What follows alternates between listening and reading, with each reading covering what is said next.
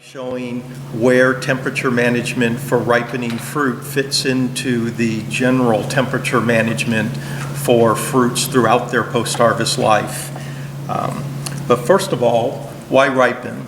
You've heard this alluded to a couple of times already this morning. How do consumers respond to being offered ready-to-eat ripe fruit at the retail levels? This is acceptance. How many people are satisfied with fruit that are unripe or ripe when they're offered? And in each case here, with figs, with peaches, and with kiwis, you can see that there's a really big increase in consumer acceptance and satisfaction, therefore, if they're offered fruit that are already ripened.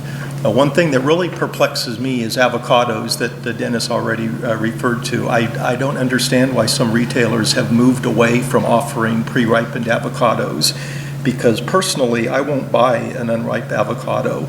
Number one, because I want it now to eat. And number two, if I have to ripen it at home, it never seems to be at the right stage of ripeness when I want to use it. So it always seems to go wrong. I wish everybody offered ripe avocados to start with. So why is temperature management important for fruit? There's really three general areas, and this first one applies not just to fruit or fruit that we ripen, it applies to all fruits and vegetables. The reason that we manage temperature is to prolong shelf life, because if you lower the temperature, you slow down all of the biochemical processes, but in this case we're talking about slowing down ripening. So initially, right at harvest, we want to cool the fruit to their lowest safe temperature, to slow everything down, keep them as close to the initial at harvest condition as we can. And so you need to quickly reach that optimum temperature, whatever the lowest safe temperature is for the particular fruit. And that requires fast, efficient cooling after harvest. And then you need to maintain the cold chain. Avoid rewarming. This is practically very important, because whenever fruit rewarm during the distribution chain, it's very difficult to get them cooled down again to their optimum temperature. So you can lose control of that benefit of low temperature if you ever let them warm up inadvertently. So this is something from Carlos Crisosto from UC Davis. He did some measurements of room cooling of fruit. And so these are thermocouples placed in different parts of a pallet of fruit. I believe this was peaches. And you can see, if I can figure out which one of these is the... So right on the top layer, it took about 7.5 hours for the cooling to be completed. The second layer down below took 10 hours. And then as you went down to the bottom of the pallet, the lower outside or the interior of the pallet, it literally takes days for the fruit to cool. And the same thing happens if they get warmed inadvertently. It takes a long time for them to cool back down, and essentially they never will cool down. So room cooling is not the best way to cool the fruit initially, because it takes so long and the temperature changes are not very uniform at all. So we have forced air cooling or pressure cooling, and Dennis Colstadius referred to this method. This is a way to force the refrigerated air to move through the cartons of fruit in order to get back to a fan that's set into the wall of a cold room. Here's a picture of strawberries being forced air cooled. So you make 2 rows of pallets to create a tunnel. You cover that open space in the middle with a pallet, and when you turn on the fan, the only route for the cold air from the room to reach the fan is to go through the cartons, and it actually creates a low pressure and a suction, and you'll see the tarp suck down onto the pallets when you turn on the fan, and that really speeds up the cooling. And then that's been applied to ripening. So as Dennis said, I was surprised no one remembers the old way. This still seems like a new way to ripen bananas to me. But this is taking advantage of the same thing that's used for the initial cooling of fruit in order to quickly change temperatures and much more uniformly change the temperatures during the ripening process.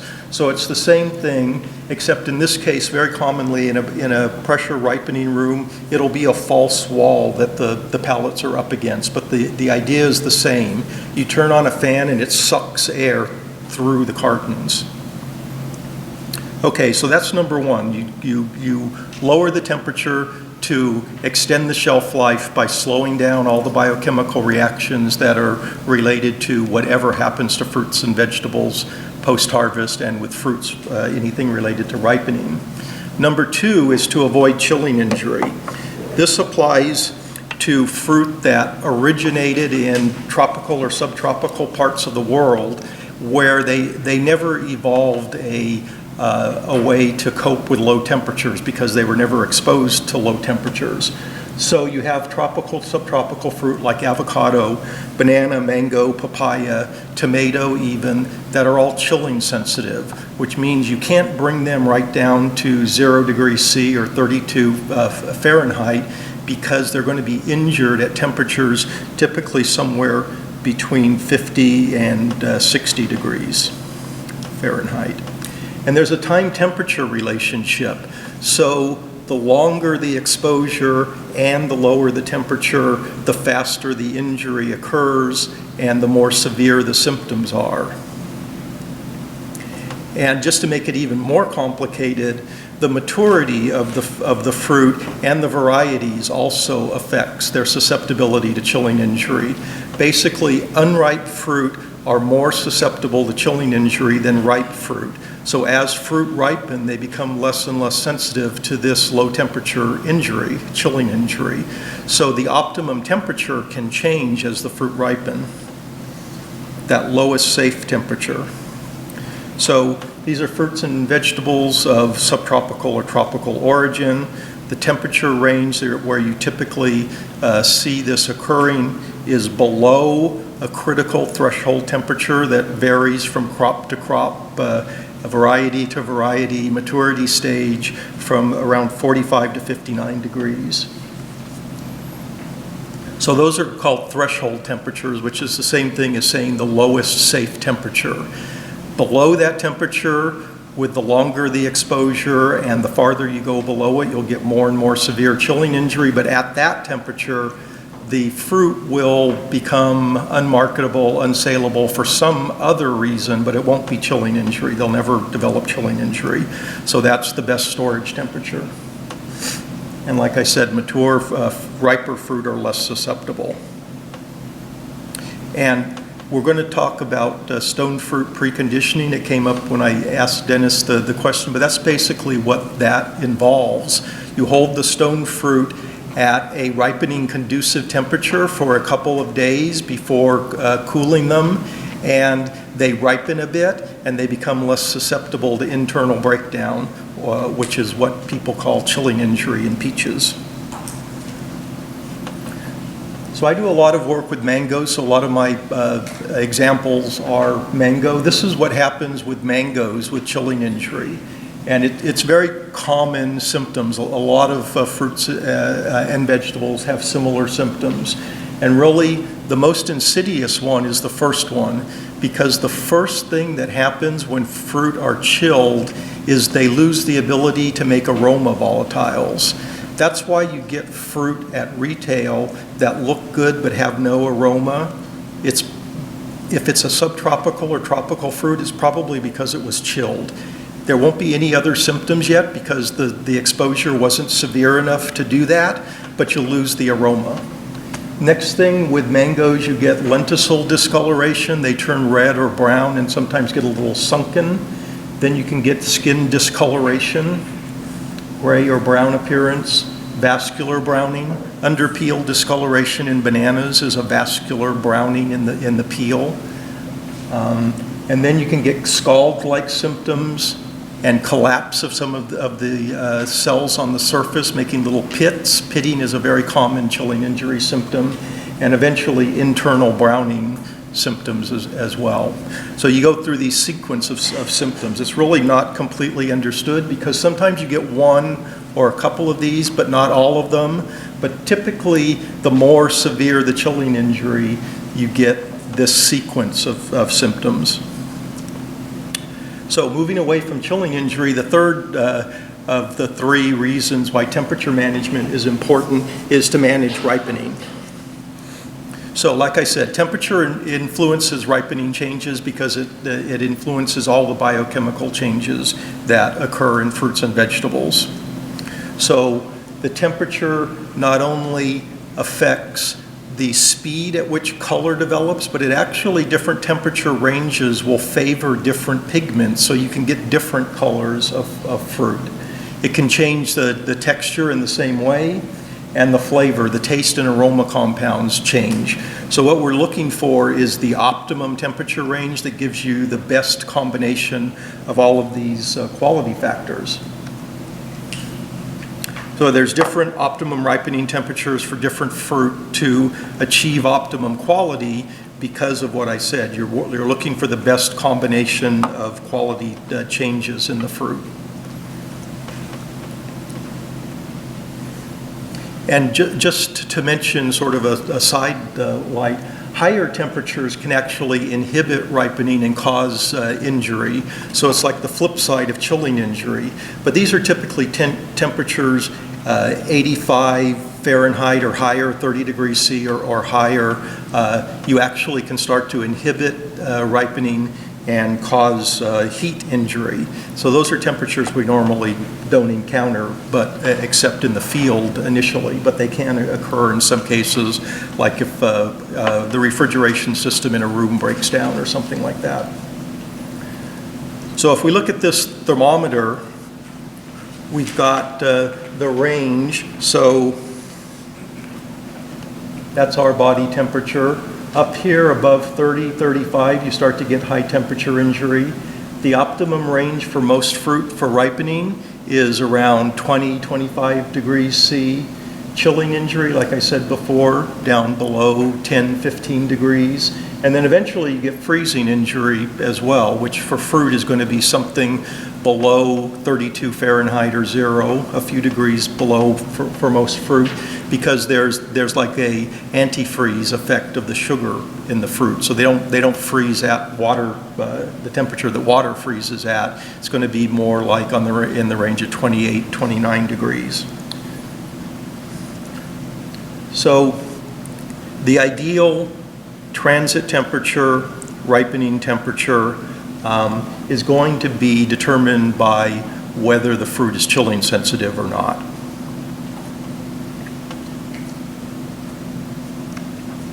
So you have basically three ranges of temperature for fruit. You're going to have a range down around 0, 32 for non-chilling sensitive fruit, a temperature around 10 to 15 or 50 to 59 degrees Fahrenheit for chilling sensitive fruit, and then a range around 20, 25, which is 68 to 77 for ripening different fruit. So this illustrates the time-temperature relationship with chilling injury in bananas. Bananas are very, very sensitive to low temperatures, and this is showing the amount of time of exposure to different temperatures that it takes to cause chilling injury symptoms to appear in bananas. 1 hour at 50 degrees, or 5 hours at 53, or 24 hours at 54, 72 hours at 55, and 56 in this case being the chilling threshold temperature. So they can be, green bananas can be held at 56, they're not going to be chilled. But if they get exposed to fairly low temperatures, it can be measured in almost minutes how fast it'll take before they're already being injured. And here's the effect of high temperature using tomatoes as the example. So you have here tomatoes at 20 degrees or 68 Fahrenheit, they're ripening, and at 25 they're ripening a little faster. At 30, you're actually starting to get inhibition of one aspect of the ripening primarily.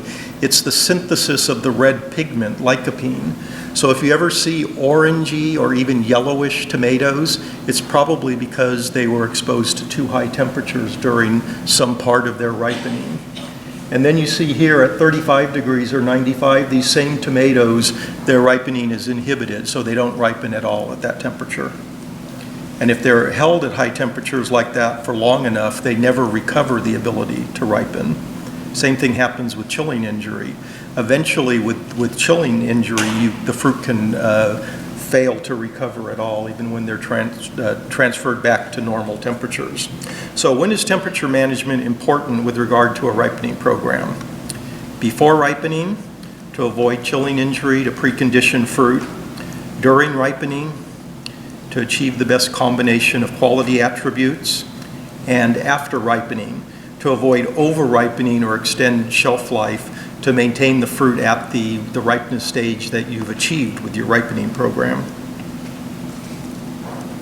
So, another sort of sidetrack, pre-ripening temperature effect on ripening.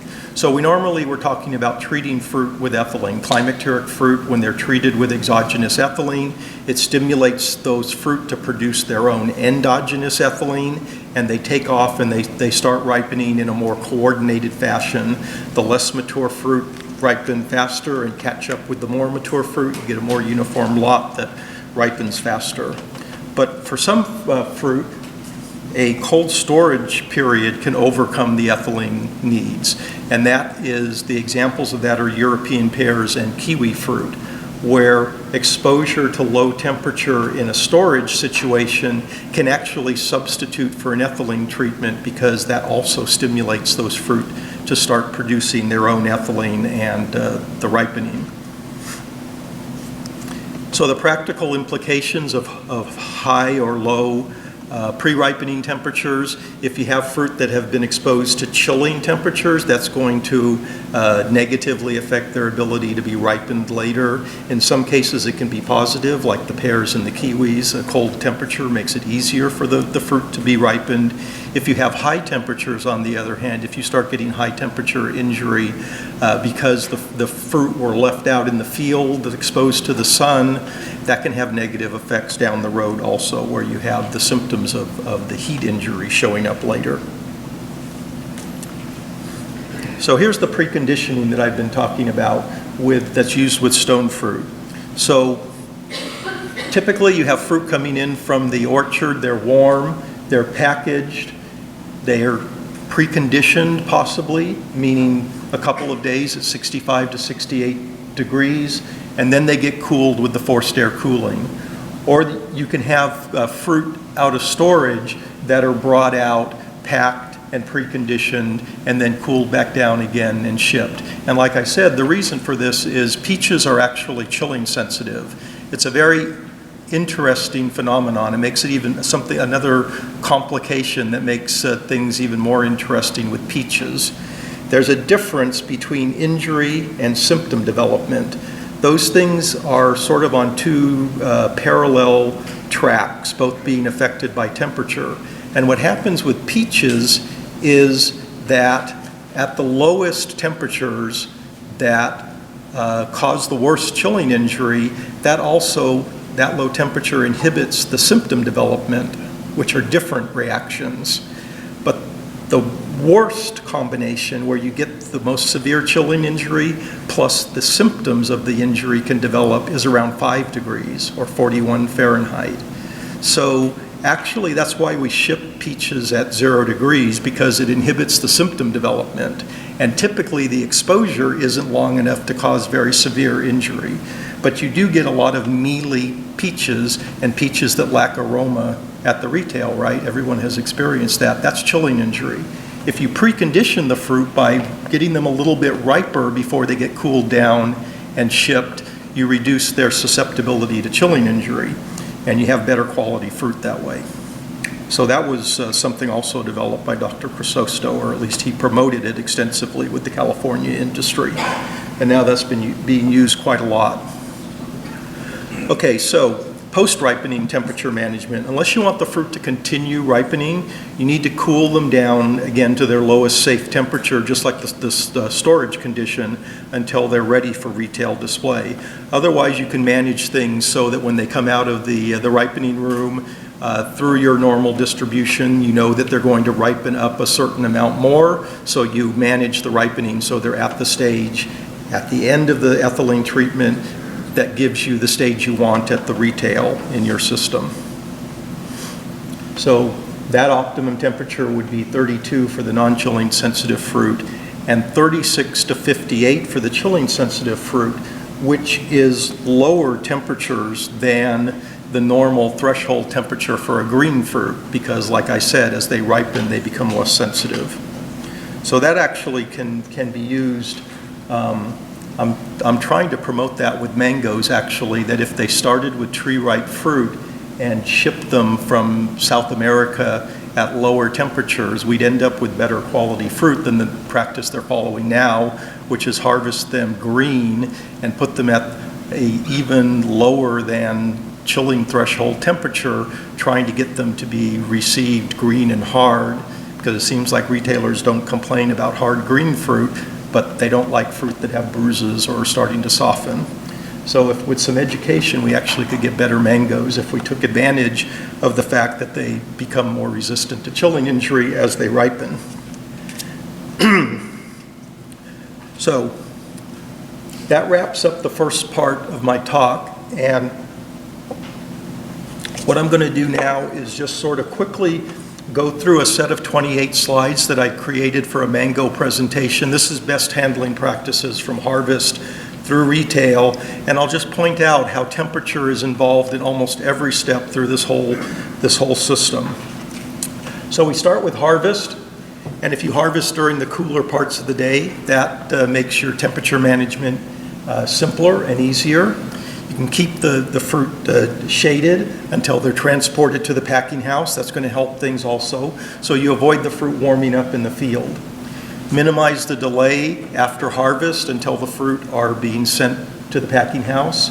Cover the fruit with a tarp or something like that so they're not being directly exposed to the sun, which can cause very large temperature increases.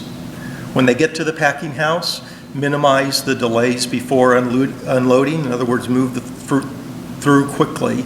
Keep them in a shaded area until they go into the packing house.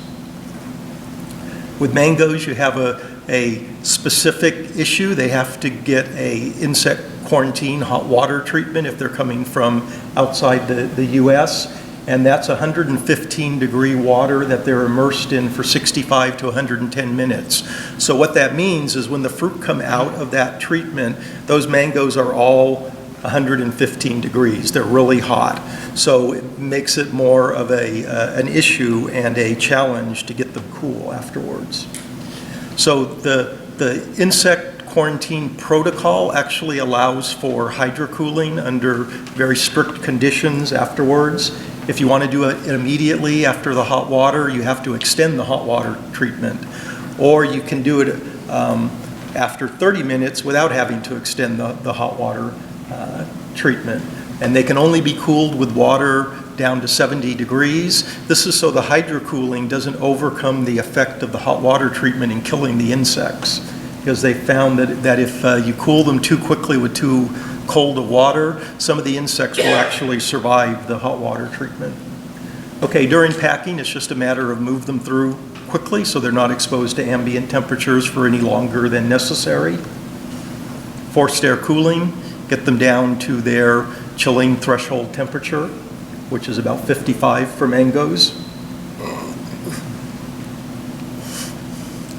You need to get the fruit down to the shipping temperature, whether it's a marine container or a truck trailer. You have to be loading cooled fruit because the refrigeration systems in those transport containers and trailers, they're built to maintain the temperature of already cooled product. They don't have enough refrigeration capacity and fan capacity to be a substitute for pre-cooling.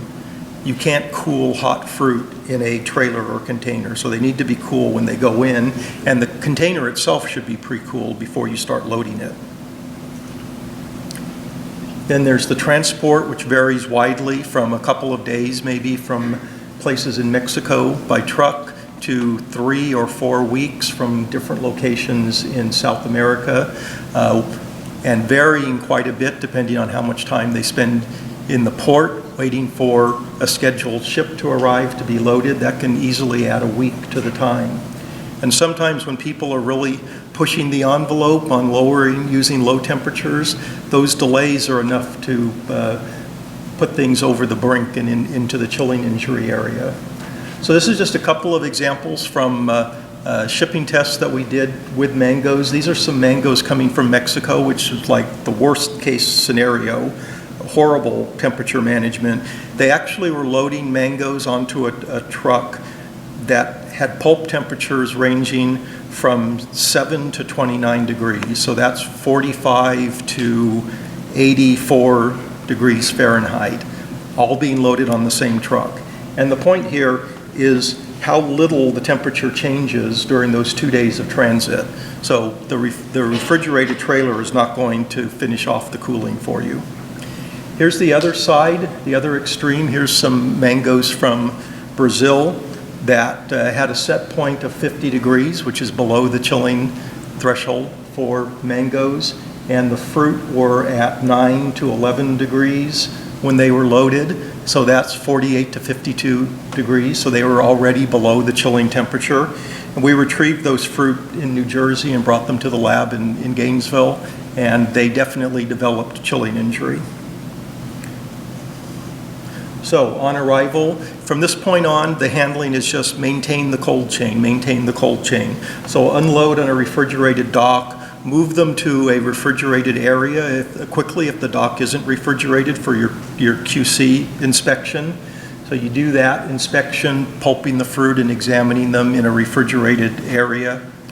If they have to be reworked, which is fairly common for mangoes, that an importer will have to rework the fruit, resort them to meet whatever the buyer's specifications are. That should be done in a refrigerated area as well.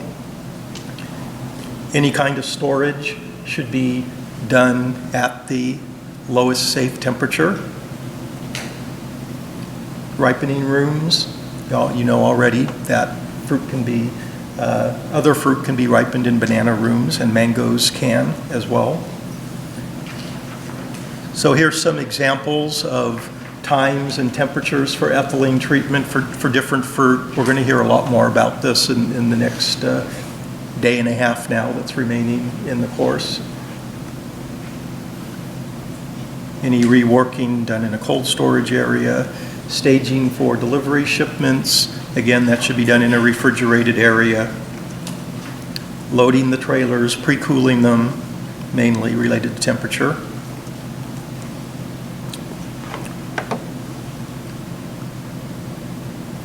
And then everything just reverses at the other end. You're not going to have a refrigerated dock at a retail store, but the fruit that need to go into low temperature need to go into the back room right away. If it's a chilling sensitive fruit, it's better to put it just in the back room, not in the cooler, because if they're just overnight at, say, 50 degrees, that may be just enough to put them over the edge and to start showing chilling injury. So you don't want to add to that. It's a cumulative process. And then just managing the cooler. I think it's better to display fruit at ambient temperature. Some very perishable fruits, say strawberries, should be displayed refrigerated. But in most cases, I think it's better at this point to finally break the cold chain, let them warm up, because they're going to develop aroma, which is going to attract customers. And then the final slide here, record keeping and temperature records are part of that. This is a mango best handling practices manual that we put together from some studies funded by the National Mango Board. That's available online at their website, mangoes.org. It's also available at the University of Florida and UC Davis websites. And the conclusions are: choose the appropriate temperature, optimum storage temperature to slow ripening and avoid chilling injury, optimum ripening temperatures to produce the best color and flavor, maintain the cold chain. Don't allow the fruit to rewarm if at all possible, because it's difficult to get them back down to the proper temperature, and display ripe fruits at room temperature to allow their aroma to develop. Thank you.